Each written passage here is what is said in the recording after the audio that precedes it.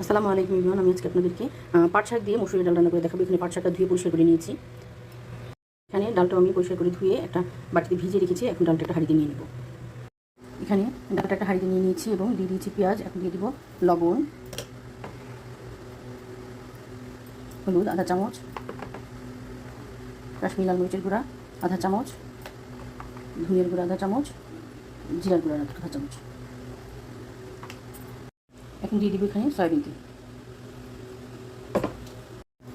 এখন এখানে হাঁড়ির মধ্যে একটু মশলার সাথে কষিয়ে নেব ডালটা। এখন এখানে ফুটানো গরম পানি দিয়ে দিব এবং ডালটা সেদ্ধ করে নেব।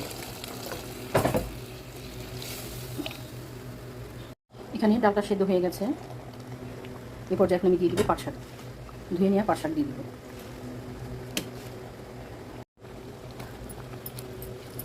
আমি পাট শাকটা দিয়ে দিয়েছি। এখানে দিয়ে দিব কেটে নেওয়া কাঁচামরিচ। এখন পাট শাকটা ডালের সাথে রান্না করে নেব।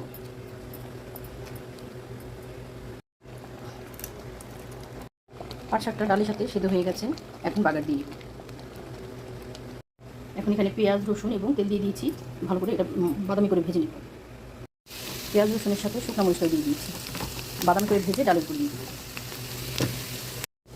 এখন ডালের উপর পেঁয়াজ রসুনের বাদাটা দিয়ে দিব। 2 মিনিট চুলায় রাখবো এবং 2 মিনিট পর চুলা অফ করে দিব। হয়ে গেছে আমার পাট শাক দিয়ে ডাল রেসিপি।